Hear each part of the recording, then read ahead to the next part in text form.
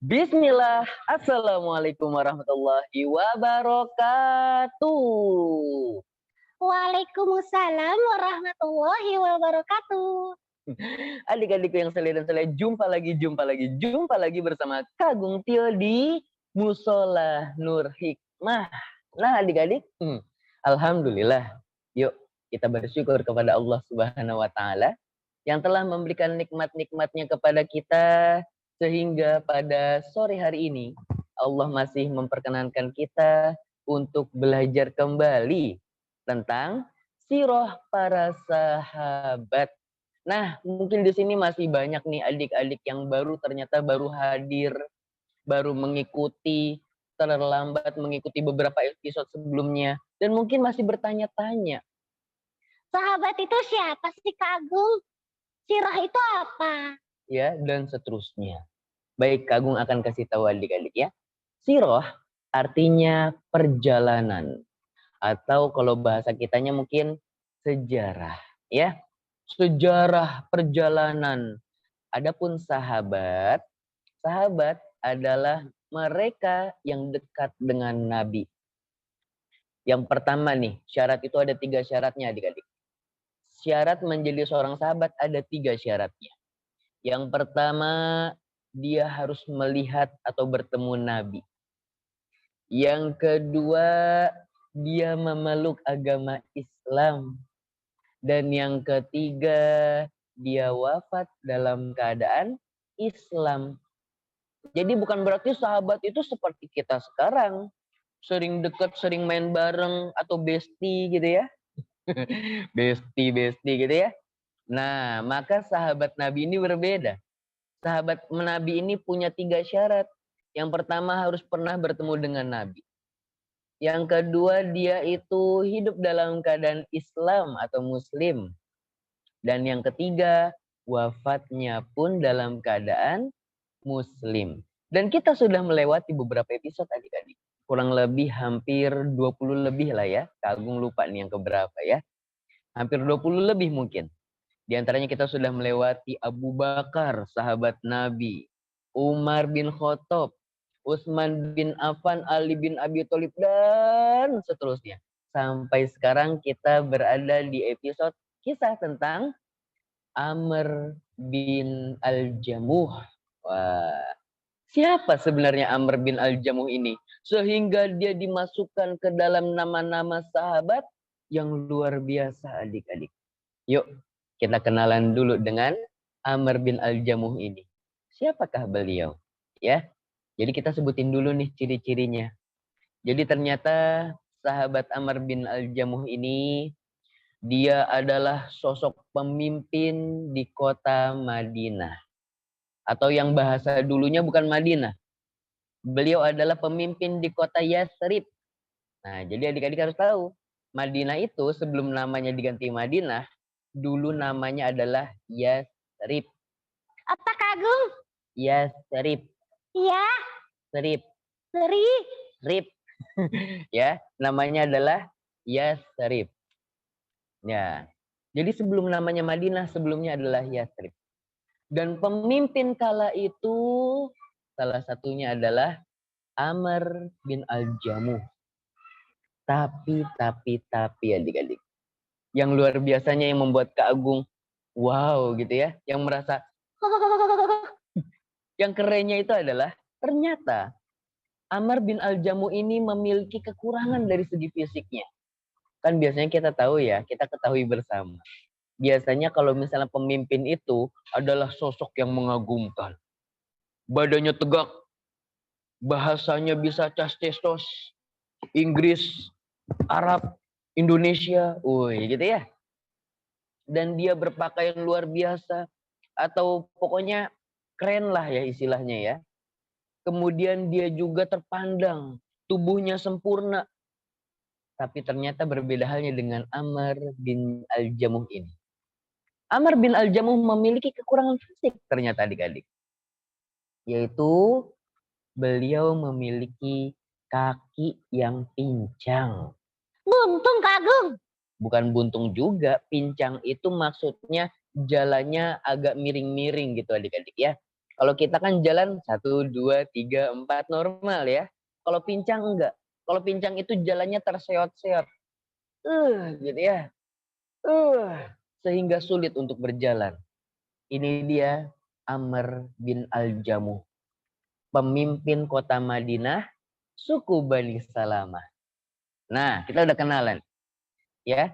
Terus siapa nih anak-anaknya? Oke, Kagung akan kenalin nih sama adik-adik siapa aja anak-anaknya. Di antara anak-anaknya bernama Khalid. Ada juga yang mengatakan Khalad. Kemudian yang kedua Mu'ad. Yang ketiga Mu'awwad. Siapa Kagum? Tadi Kagung udah sebutin. Kagum cepet banget. Oke. Kita ulangi. Yang pertama Khalid. Sudah? Belum. Pensilnya mana? Nggak bawa. Waduh, nggak bawa pensil lagi nih. Oke, yang pertama siapa namanya adik-adik? Khalid. Yang kedua, Mu'az. Siapa adik-adik? Mu'ad. Oke. Yang ketiga, Mu'awwaz. Mu. Mu'awwaz. Mu. Mu'awwaz. Oh, Mu'ad. Mu'awwaz. Ya. Yang ketiga namanya Mu'awwaz.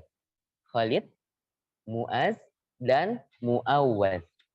Ini 3 anaknya Amru bin Al-Jamuh. Nah, kemudian kalau dia punya anak, berarti punya istri dong. Nah, siapa nih nama istrinya ya? Nama istrinya adalah Hindun binti Amr bin Hizam. Siapa adik-adik? Hindun binti Amr bin Hizam. Jadi nama istrinya adalah Hindun. Anaknya Khalid, Mu'ad, Mu'awaz, istrinya Hindun. Nah, setelah kita menceritakan ya siapa sih Amr bin Al-Jamuh ini, ternyata beliau adalah sosok pemimpin di kota Madinah, suku Bani Salamah. Nah, sekarang kita akan cerita tentang kebiasaannya di zaman jahiliyah. Apa itu zaman jahiliyah adik-adik? Yaitu zaman kebodohan. Di mana orang-orang hobi banget nyembah berhala, hobi banget nyembahin patung, suka banget minta-minta ke patung, ke pohon, ke rumah angker. Jadi kalau rumah ada yang menakutkan karena udah lama nggak ditempatin, maka orang-orang akan ngasih makanan ke rumah tersebut. Kira-kira zaman sekarang ada nggak ya? Ada. Banyak adik-adik. Ini adalah perbuatan syirik. Nggak boleh. Maka dari itu di zaman jahiliyah itu dilarang oleh Nabi Muhammad SAW. Kalau kita takut dengan sesuatu, kalau kita takut dengan setan, maka jangan dikasih makan. Kalau setan dikasih makan, setannya kesenangan.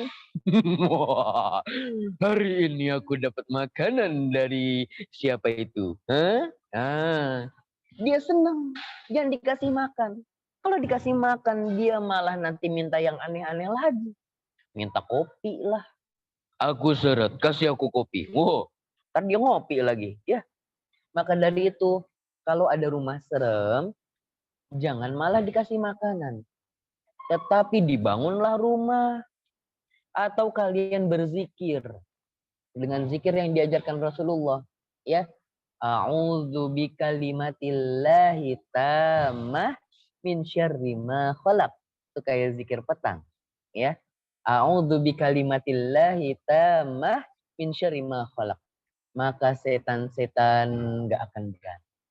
Kalau kita takut sama setan, maka kita berlindung kepada Tuhan yang menciptakan setan. Siapa yang menciptakan setan adik-adik?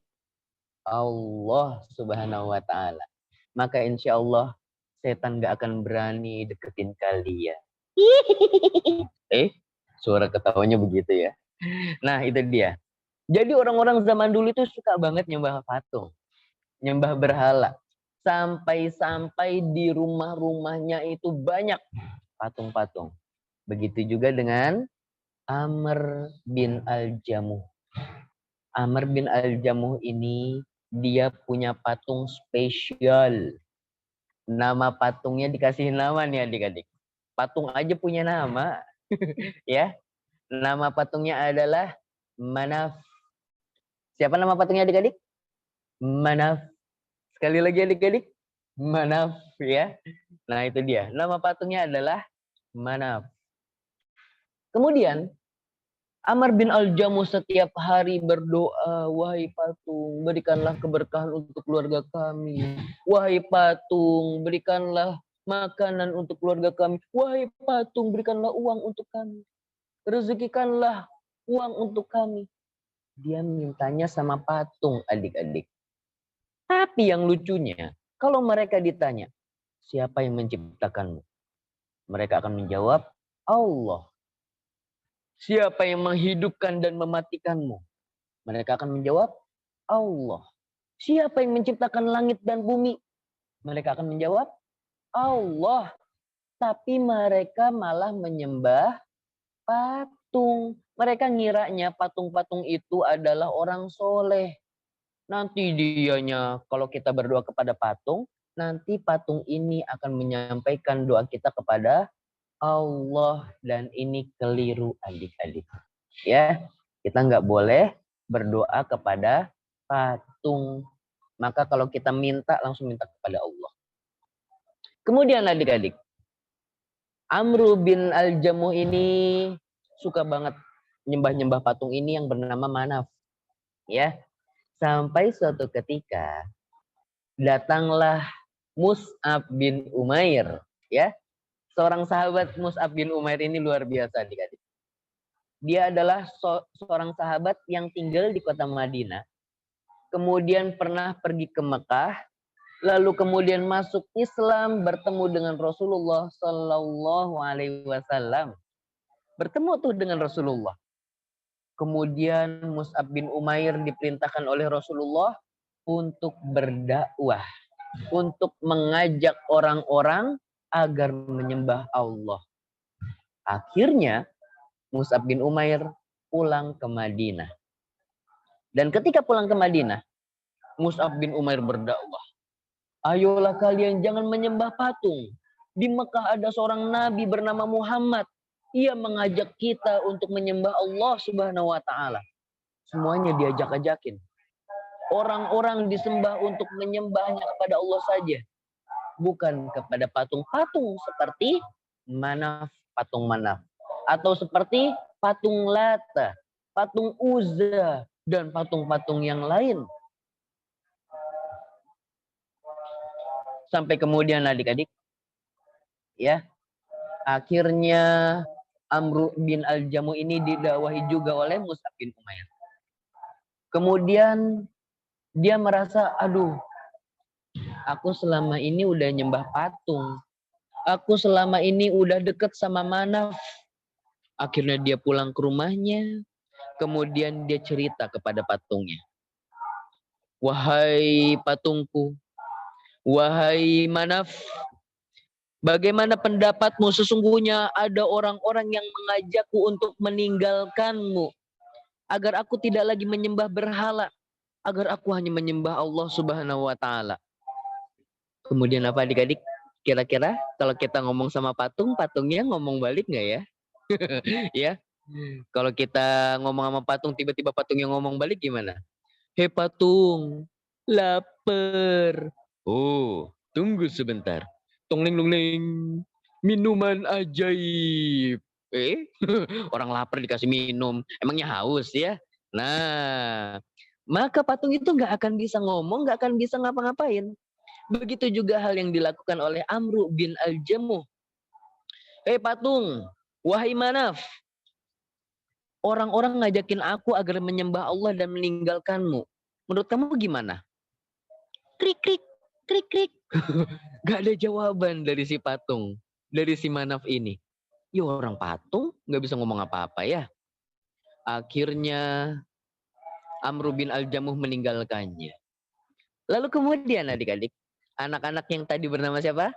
Khalid, Mu'az, Mu'awaz. Dia membawa patung tersebut, ya. Tunggu sebentar. Sebelumnya Amr bin Al-Jamuh menaruh pedangnya, ya, habis minta doa kepada patung tersebut. Amr bin Al-Jamuh menaruh pedangnya di atas patungnya. Biar apa adik-adik? Biar bisa nanti membela diri, ya, atau seterusnya. Kemudian ketika Amr bin Al-Jamuh pergi, kemudian anak-anak yang tadi 3 orang, Khalid, Mu'az, Mu'awas, dia iseng. Dia nggak mau ngelihat ayahnya menyembah patung lagi. Akhirnya patung tersebut diangkat bareng-bareng, lalu ditaruh di tempat sampah, adik-adik. Wah, berani banget anak-anaknya.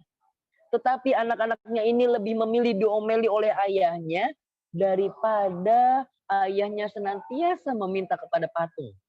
Ini dia anak yang baik. Anak yang gak mau melihat ayahnya malah masuk neraka karena menyembah patung. Akhirnya si Manaf tadi, si patung itu ditaruh di tempat sampah. Sampai kemudian Amr bin Al-Jamuh pulang lalu mencari patung tersebut. Hei, patungku mana? Mana si Manaf? Si Manaf kemana? Lagi pergi kali jalan-jalan ya. Masa patung jalan-jalan? Akhirnya dia nyari keliling-liling rumah. Hehehe, kamu ngeliat si Manaf nggak? Diem. Kamu Khalid ngeliat si Manaf nggak? Khalid diem. Muas ngeliat Manaf nggak? Diem. Semuanya sepakat untuk diam.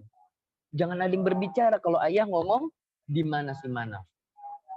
Sampai akhirnya Amr bin Al-Jamuh keluar rumah, mencari-cari sekeliling rumah, dan ternyata di tempat sampah ada si patung yang tadi sambil di atasnya ada pedang yang udah dikalungin sama Amr bin Al-Jamuh.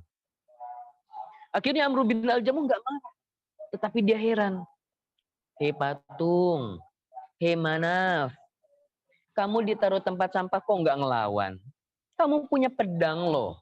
Wih, iya ya, kalau dipikir-pikir gitu ya. Masa ditaruh di tempat sampah nggak marah? Ya kan namanya juga patung. Mau marah gimana ya? Mau main pedang-pedangan patungnya? Kan nggak bisa. Ya, akhirnya patungnya diem aja. Kemudian Amr bin Al-Jamuh membawa patung tersebut, ditaruh lagi di rumah. Dibersihin dari sampah-sampah, diwangiin lagi. Udah, dia menyembah lagi. Kemudian kebesokan harinya, Amr bin Al-Jamuh bilang ke anak-anaknya, hei anak-anak, aku besok mau ke Alia di daerah Madinah. Tolong jagain si Manaf. Masa patungnya disuruh dijagain ya? Tolong jagain si Manaf tuh. Kalian harus berbuat baik sama si Manaf. Jangan nakal ya sama si Manaf. Ya, kurang lebih seperti itu. Akhirnya ketika sang ayah pergi ke Alia, nama suatu tempat di Madinah. Anak-anaknya yang tadi bernama siapa? Khalid, Mu'az, Mu'awaz, ketiganya ternyata lebih dulu masuk Islam daripada ayahnya. Mereka bertiga sekarang mengikat si patung tadi, si Manaf tadi, bukan cuma diikat dengan tali, tetapi ada bangkai anjing, ya. Kemudian apa? Bangkai anjingnya itu diikat dengan tali di patung tersebut. Jadi patung, misalnya ya ini patung. Terus habis itu ini ada tali nih. Diikat ya dengan seekor bangkai anjing ya. Nah, diikat patungnya. Habis itu nggak cuma sampai situ. Kemudian patung tersebut dilempar ke tempat kotoran dan juga tempat sampahnya kaum Bani Salamah. Jadi orang-orang kalau buang kotoran itu ditaruhnya di sana, ya. Buang sampah, buangnya di sana. Perkampungan Bani Salamah kalau buang sampah di sana, kotoran di sana. Dan ada sumur tempat pembuangan sampah tersebut. Habis itu apa? Patung itu udah dililitin pakai anjing, udah diikat, lalu dicemplungin ke dalam sumur yang isinya kotoran. Ada kotoran manusia, ada kotoran sampah, dan seterusnya. Geli banget ya adik-adik ya. Nggak sampai situ adik-adik.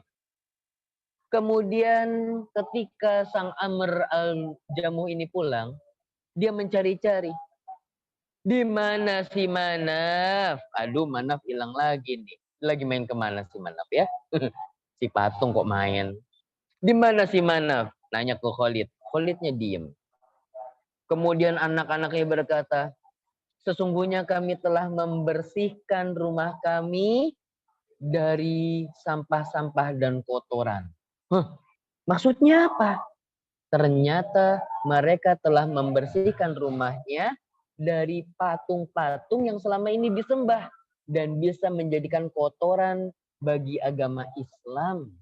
Jadi bagi adik-adik yang di dalam rumahnya ada patung nih, kalau bisa jangan lagi punya patung. Karena diantaranya apa? Rasulullah Shallallahu Alaihi Wasallam bersabda, "Annal malaikah la yadkhulu baitan fihi surah wal asnam." Malaikat itu nggak mau masuk, malaikat rahmat yang membawa kebaikan itu nggak mau masuk ke dalam rumah yang di dalamnya ada gambar-gambar makhluk bernyawa, ya, ataupun asnam, ataupun patung-patung, ya. Jadi kalau di rumah kalian ada patung-patung, mendingan bilang ke Abi Umi. Abi Umi, patungnya mendingan jangan ditaruh sini. Nanti malaikat nggak mau datang ke rumah kita. Ya, itu dia. Kemudian apa adik-adik? Kemudian Amr bin Al-Jamu keliling-keliling, nyariin lagi. Habis itu nyari ke tempat sampah yang kemarin, nggak ketemu. Sampai akhirnya anak-anaknya bilang, ayah, ayah mau tahu Manaf di mana? Iya. Di mana Manaf? Di mana Manaf?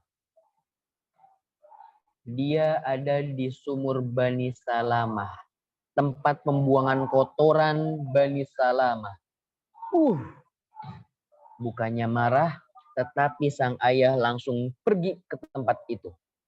Dia mencari, ternyata sudah banyak kotoran yang menempel padanya, adik-adik.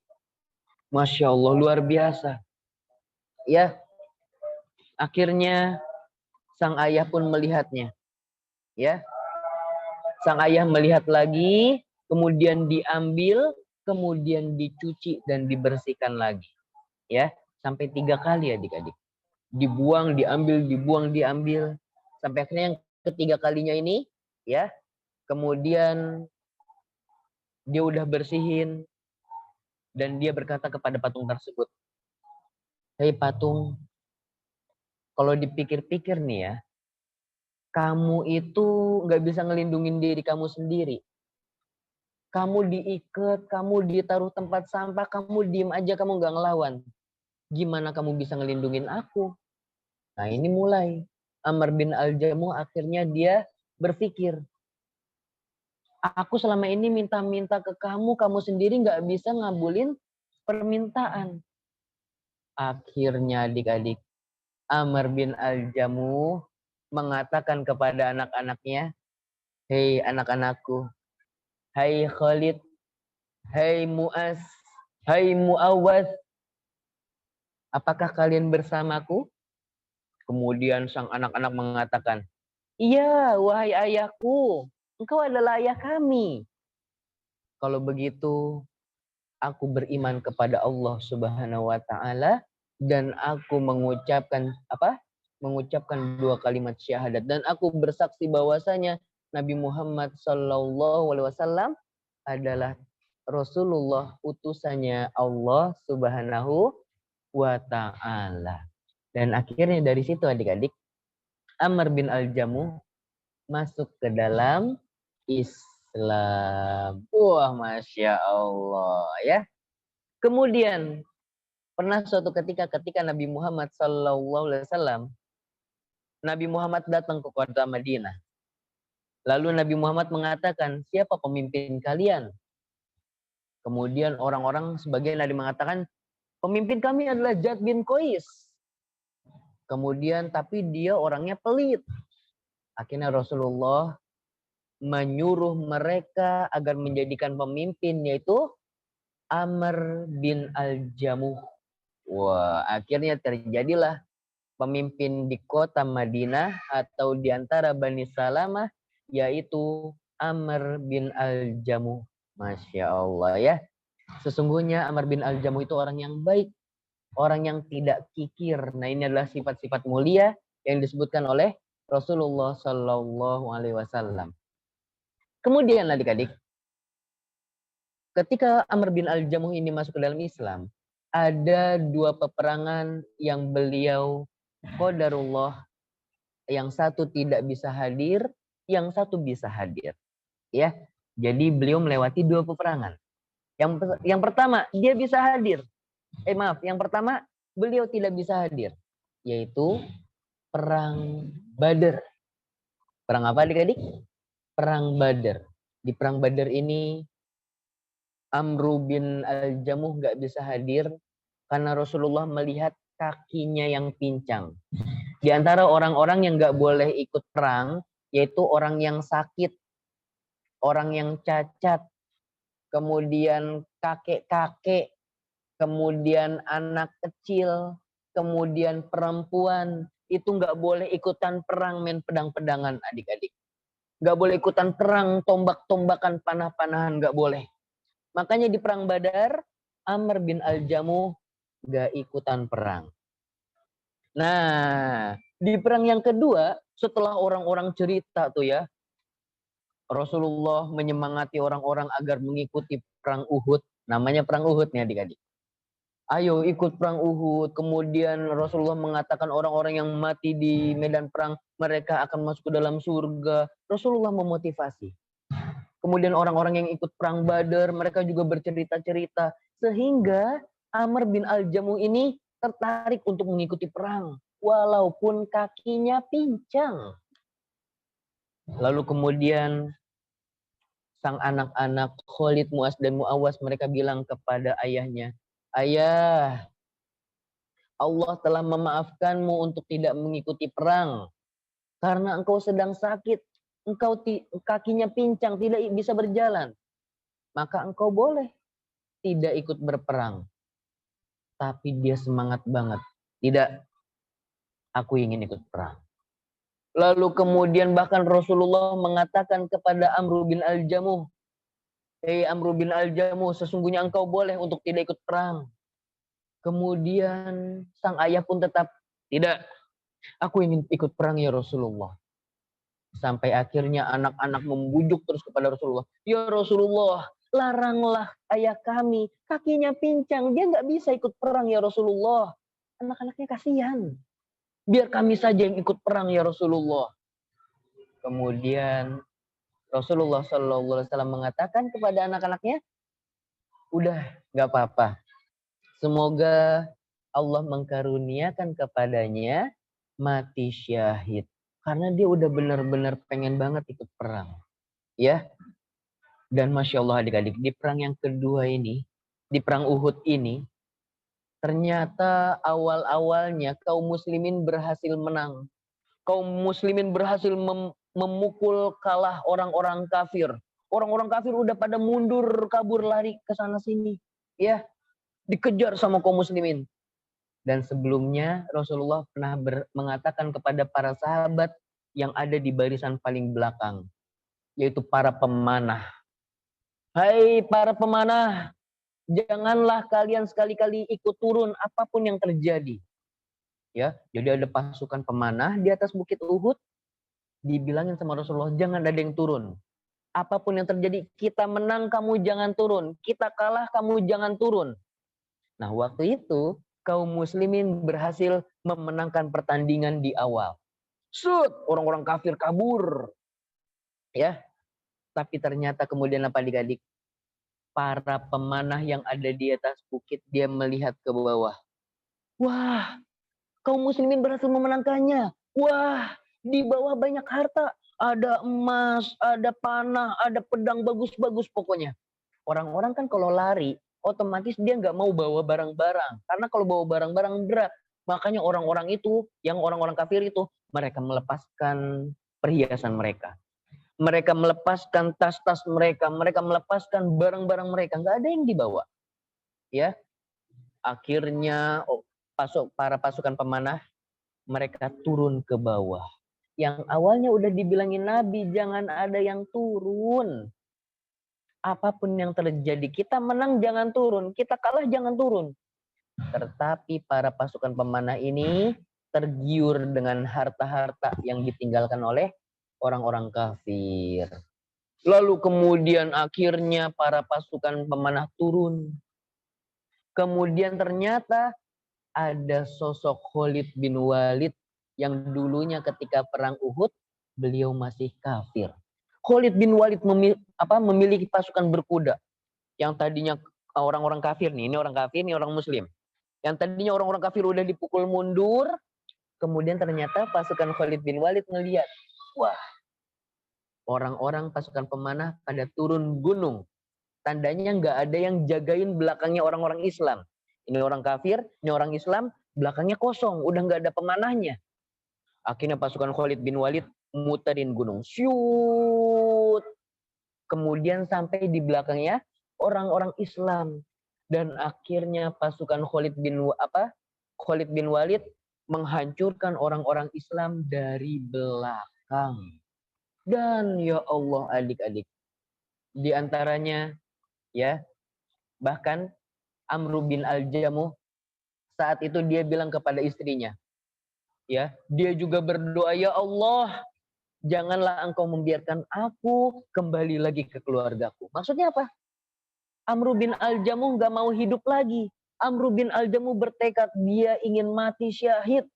Dan saat ia sedang dipukul mundur, pasukannya Khalid bin Walid ya sudah menyerang orang-orang Islam, dia ikut berperang. Jing jing jing jing jing. Dan ternyata adik-adik, Amr bin Al-Jamuh ini dia wafat di perang Uhud. Ya, dia meninggal di perang Uhud. Sampai akhirnya dia mendapatkan julukan yang luar biasa. Dia mendapatkan julukan apa adik-adik? Dia mendapatkan julukan sahabat yang pincang, yang kemudian sahabat yang pincang yang masuk ke dalam surga. Masya Allah. Sahabat pincang yang masuk ke dalam surga. Memang ketika di dunia mereka akan pincang. Tetapi nanti ketika di surga Allah akan menyempurnakan kembali tubuhnya. Orang yang buta, dia di dunia nggak bisa ngelihat. Tapi nanti ketika di surga, dia menjadi bisa melihat. Orang yang nggak punya tangan, nanti di surga Allah akan menjadikan dia punya tangan. Maka dari itu, Amr bin Al-Jamuh mendapat julukan apa? Orang pincang yang menapakkan kakinya ke dalam surga. Nanti ia akan sempurnakan lagi. Disempurnakan kembali tubuhnya. Masya Allah. Demikianlah adik-adik kisah tentang Amru bin Al-Jamuh. Dan Masya Allah, nih adik-adik, orang-orang yang wafat, ya, dikatakan oleh Rasulullah Sallallahu Alaihi Wasallam, mereka yang meninggal, mereka yang wafat di saat berperang di jalan Allah, maka jasadnya tidak akan dimakan oleh tanah. Maksudnya gimana? Kalau manusia meninggal, seminggu, 2 minggu, kalau kita gali lagi, itu manusia yang tadinya ada daging, yang tadinya ada tulang, itu tinggal tengkorak adik-adik. Tetapi berbeda halnya dengan Amr bin Al-Jamuh. Pernah suatu ketika di masa di masa pemerintahan Muawiyah, ya, di masa pemerintahan Umayyah, tiba-tiba turunlah hujan yang hujan tersebut menjadikan banjir bandang. Ya, banjirnya luar biasa sehingga tempatnya tempatnya para sahabat dikuburkan, maka kuburan-kuburan itu akhirnya ikut longsor sehingga mayat-mayatnya terlihat. Nah, waktu itu ada kuburannya Amr bin Al-Jamuh bersama Abdullah bin Amr.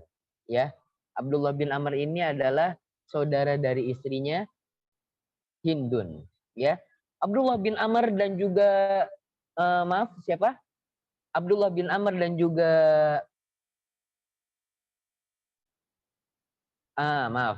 Abdullah bin Amr dan Amr bin Al-Jamuh, ya, waktu itu ternyata kan sudah wafat. Sudah bertahun-tahun. Kemudian ternyata apa adik-adik? Jasadnya masih utuh. Bukan tersisa tulang belulang, bukan. Bahkan jasadnya Amr bin Al-Jamuh itu menutupi luka-lukanya yang akibat ia terbunuh. Ya, tangannya menutupi lukanya. Kemudian saat diangkat, tangannya udah dilurusin dulu. Tiba-tiba apa adik-adik? Tiba-tiba tangannya menutupi lukanya lagi. Seolah-olah Amr bin Al-Jamuh ini masih hidup. Udah dilurusin tangannya, tiba-tiba nutupin luka lagi. Wih, Masya Allah. Inilah yang dikatakan oleh Rasulullah, bahwasanya orang-orang yang wafat di jalan Allah, orang-orang yang meninggal dalam keadaan syahid, maka jasadnya tidak akan dimakan oleh tanah. Dia akan tetap ada kulitnya, tetap akan ada dagingnya. Hewan-hewan belatung cacing gak akan memakannya. Tanah-tanah gak akan menjadikannya tulang belulang. Ini dia orang-orang yang wafat di peperangan di jalan Allah Subhanahu wa Ta'ala. Baik adik-adik, demikian adalah kisah tentang Abdullah bin Amr, Amr bin Al-Jamuh, ya, yang mana Amr bin Al-Jamuh ini luar biasa. Kita harus tiru beliau.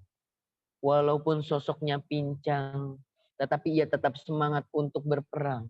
Walaupun ia sosoknya pincang, tetapi ia semangat untuk menuntut ilmu agama. Dan ia tahu bisa membedakan mana yang baik dan mana yang buruk.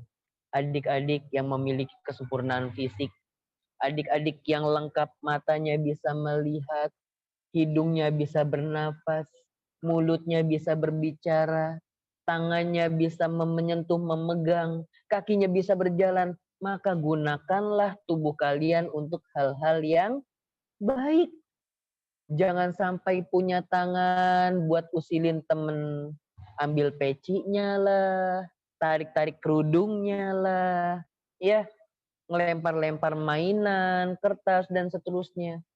Jangan sampai kalian punya mulut dikatakan untuk mengata-ngatain teman, untuk mengejek orang-orang, untuk membuli saudara atau adik-adiknya. Dasar kamu anak kecil, bocil, ya. Kita nggak boleh mengejek. Karena fungsi mulut kita Allah ciptakan untuk berbuat baik, untuk berkata yang baik. Allah ciptakan mata kita untuk melihat yang baik-baik, untuk membaca Al-Quran. Maka jangan kalah kalian dengan sosok sahabat Amr bin Al-Jamuh. Walaupun kakinya pincang, ia semangat untuk pergi ke masjid. Ia semangat untuk melaksanakan atau mengikuti peperangan. Dan ini luar biasa. Semoga Allah menjadikan kita terus semangat dalam beribadah kepada Allah Subhanahu wa Ta'ala. Baik adik-adik, dari kisah yang tadi, insya Allah dari Musolah Nur Hikmah akan memberikan hadiah nih bagi adik-adik yang bisa menjawab. Nah, yang mau menjawab tentunya angkat tangan dulu ya. Angkat tangan, habis itu kalian jawab. Angkat tangannya bisa melalui fitur raise hand. Ya, fitur raise hand itu ada titik 3 di bawah sebelah kanan. Habis itu kalian klik. Nah, di situ ada namanya raise hand ya. Raise hande gitu ya. Nah, kalian bisa angkat tangan kalau kalian bisa menjawab. Insya Allah ada hadiah menarik untuk anak-anak soleh dan solehah. Baik. Pertanyaan pertama nih adik-adik. Siap ya? Kalian turunin dulu tangannya. Twing. Nah, pertanyaan pertama. Ya. Pertanyaan pertamanya adalah, siapakah nama anak-anak Amr bin Al-Jamuh? Coba kita lihat di sini siapa yang duluan ya. Wah, di sini ada Risya dari Tangsel. Coba kita tanya. Assalamualaikum Risya. Waalaikumsalam. Masya Allah. Kamu tinggal di mana Solihah? Di Ciputat, Tangsel. Di Ciputat. Sama dong, Kak Agung di Pamulang ya. Baik, Risya. Tadi sudah dengar ceritanya belum tentang siapa nama anak-anaknya Amru bin Al-Jamuh? Udah. Coba sebutin 3 anak-anak yang tadi Kak Agung sebutkan. Khalid, Khalid, Mu'az, Mu'az, Mu'awas. Mu'awas. Awas-awas gitu. Awas-awas aku mau lewat gitu. Oh, bukan ya. Mu'awaz ya. Bukan awas. Pakai za. Mu'awaz. Gitu ya. Oke, barakallahu fik Risya. Alhamdulillah. Insya Allah nanti kamu dapat hadiah dari Musola Nur Hikmah. Jangan lupa kamu kirimkan alamat lengkap kamu ke di mana kamu dapat flyer tentang kajian ini ya. Ya, baik. Insya Allah kamu hubungin panitia atau kamu bisa hubungin lewat Instagram Kak Agung Tio ya. Barakallahu fiik. Oke, pertanyaan kedua. Pertanyaan kedua. Ini gampang deh, gampang. Siapakah nama patungnya Amr bin Al-Jamuh? Pasti pada tahu. Kak Agung turunin tangannya dulu ya. Habis itu nanti kalian angkat tangan hitungan ketiga. 1, 2, 3. Ding, ding, ding, ding, ding, ding. Wah, Masya Allah. Ada Malika. Assalamualaikum Malika. Waalaikumsalam. Masya Allah. Malika dari Tangsel ya. Baik Malika, kelas berapa kamu Solihah? Kelas 3. Kelas 3. Wah, oke. Malika, jawab pertanyaan Kak Agung. Siapa nama patungnya Amru bin Al-Jamuh? Namanya siapa? Patungnya Siapa namanya? Manaf. 100. Dia buat Kak Agung. Ya, 100 buat Kak Agung. Hadiahnya buat Malika ya. Oke, alhamdulillah Malika. Nanti silakan Malika. Iya, Malika nanti insya Allah dapat hadiah dari Musola Nur Hikmah ya. Kamu nggak usah kirim alamat. Karena abi kamu tahu di mana rumah kamu ya. Oke, insya Allah nanti dapat hadiah ya Malika ya. Barakallahu fiik. Barakallah. Oke, pertanyaan selanjutnya. Nah, pertanyaan selanjutnya adalah apa ya?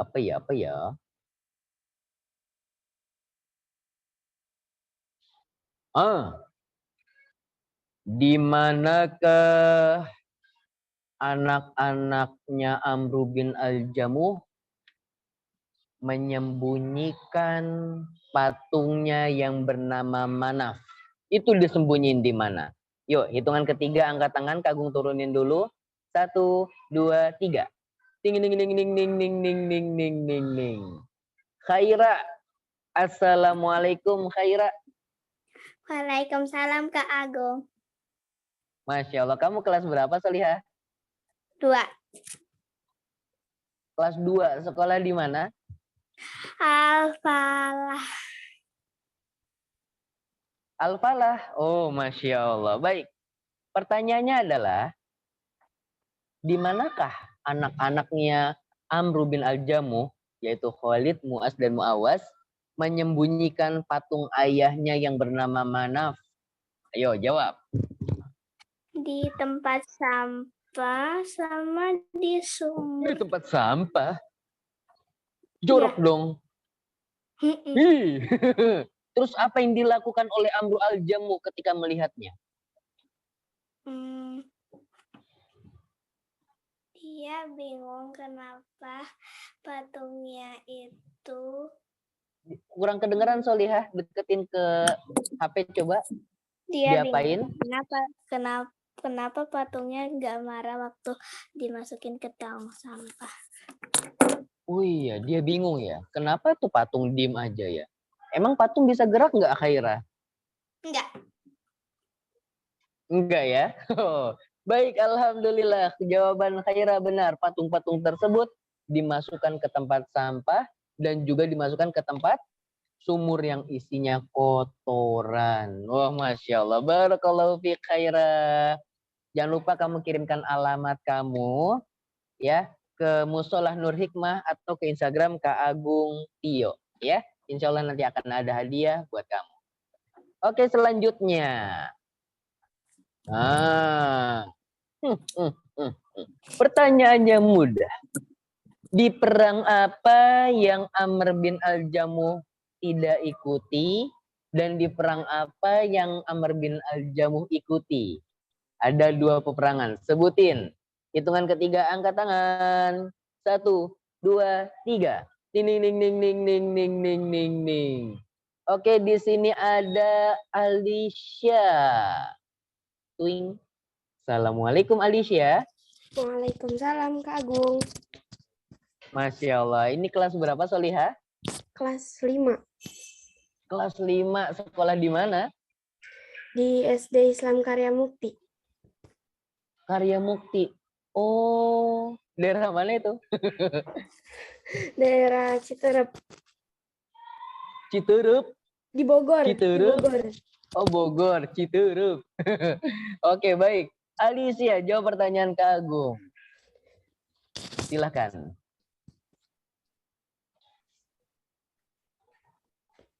Halo. Perang yang belum. tidak di perang yang tidak Ulang. diikuti perang yang tidak diikuti oleh Amr bin Al-Jamuh adalah di perang Badar dan Kenapa perang nggak diikutin? karena dalam keadaan kakinya pincang.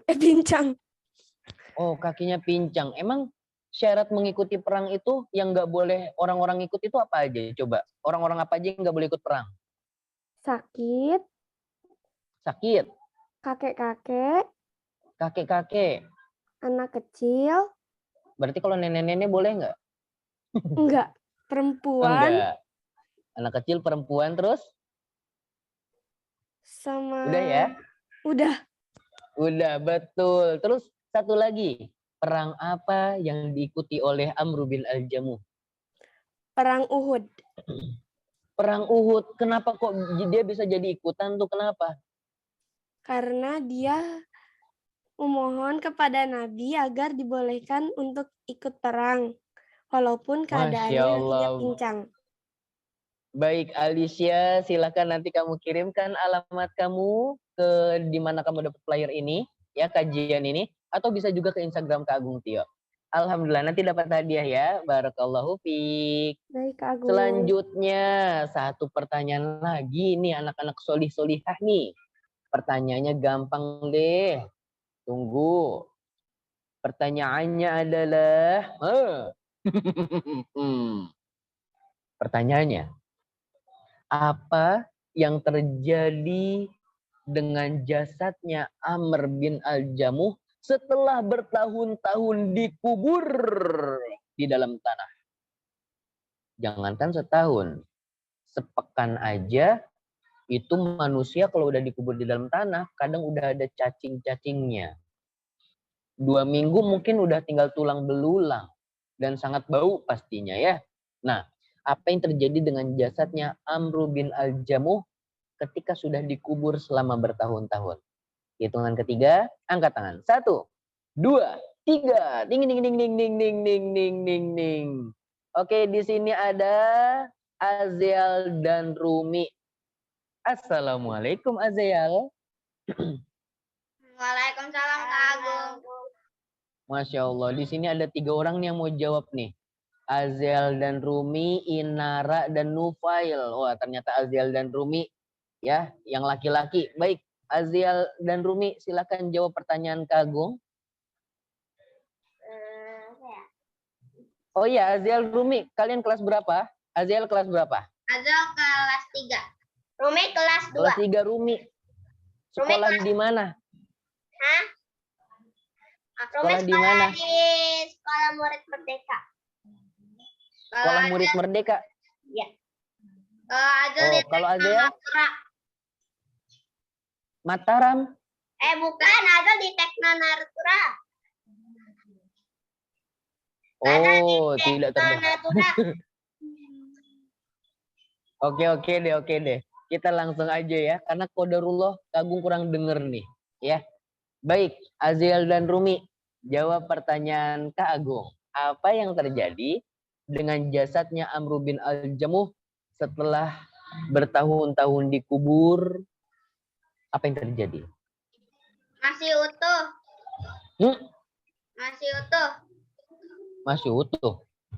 Gara-garanya kenapa kok masih utuh nih? Soalnya wafat di perang Uhud. Wafat di perang Uhud.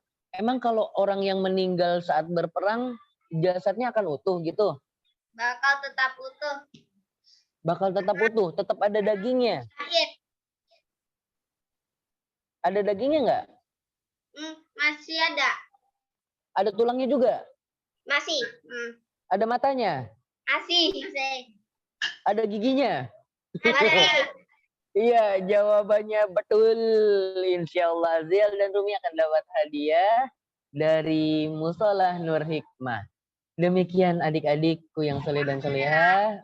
Bagi yang belum terpilih nggak apa-apa ya. Insya Allah nanti akan ada hadiah-hadiah lain. Dan di pertemuan berikutnya semoga adik-adik tetap semangat dalam menuntut ilmu. Ya, ingat Allah akan senantiasa memberikan hadiah-hadiah istimewa bagi adik-adik yang senantiasa gemar untuk belajar dan menuntut ilmu. Kak Agung ucapkan barakallahu fikum. Yuk kita tutup kajian kita dengan doa kafaratul majelis. Subhanaka Allahumma wa bihamdika asyhadu alla ilaha illa anta astaghfiruka wa atubu ilaik. Wassalamualaikum warahmatullahi wabarakatuh. Waalaikumsalam. Dadah. Warahmatullahi wabarakatuh. Assalamualaikum.